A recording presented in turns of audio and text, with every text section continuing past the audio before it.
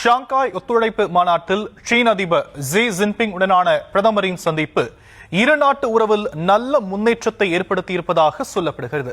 குறிப்பாக மானசரோவர் யாத்திரை மற்றும் நேரடி விமான போக்குவரத்திற்கு அனுமதி வழங்கப்பட்டிருக்கும் நிலையில் எல்லை பிரச்சினை, வரி விதிப்பு போன்ற உலகளாவிய பிரச்சினைகளில் முக்கிய முடிவு எடுக்கப்பட்டிருப்பதாகவும் சொல்லப்படுகிறது.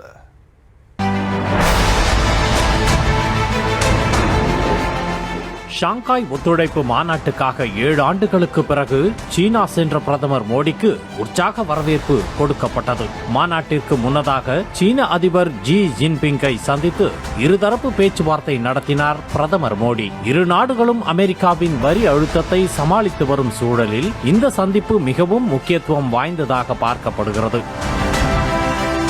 சுமார் 1 மணி நேரம் வரை நீடித்த இந்த பேச்சுவார்த்தையில் முதலில் எல்லை பதற்றம் பற்றி குறிப்பிட்ட மோடி, இந்தியா சீனா எல்லையில் அமைதி நிலவி வருவதையும் அதனை பராமரிக்க நீண்ட உரையாடல்கள் மற்றும் ராஜதந்திரங்கள் அவசியம் என்பதையும் வலியுறுத்தினார். அதோடு எல்லை தாண்டிய பயங்கரவாதத்திற்கு எதிராக இந்தியா தொடர்ந்து போராடி வருவதை கோடிட்டு காட்டியவர், இந்த பிரச்சனை இரு நாடுகளுக்கும் அச்சுறுத்தல் என்பதால் அதனை எதிர்ப்பதற்கு இந்தியாவுடன் தோளோடு தோள் நிற்க வேண்டும் என கேட்டுக்கொண்டார்.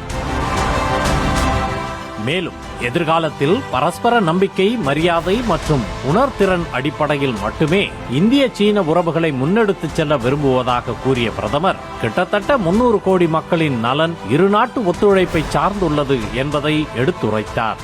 பரஸ்பர விசுவாஸ், सम्मान और संवेदनशीलता के आधार पर हम अपने संबंधों को आगे बढ़ाने के लिए இதற்கு முன் உதாரணமாக 2020 ஏற்பட்ட கல்வான் மோதல் காரணமாக நிறுத்தப்பட்ட நேரடி விமான சேவையை மீண்டும் தொடங்குவதாக பிரதமர் மோடி அறிவித்தார். அதேபோல மானசரோவர் யாத்திரைக்கான பாதை மீண்டும் திறக்கப்பட்டிருப்பது நல்லெண்ணம் மற்றும் பதற்றங்களை தணிப்பதற்கான அடையாளமாக விளங்குவதாகவும் மகிழ்ச்சி தெரிவித்தார்.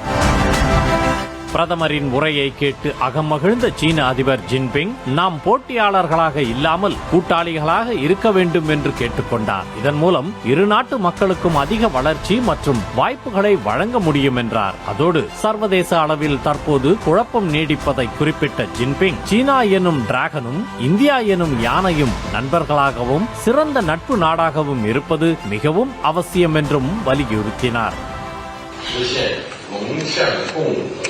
应当是中印双方的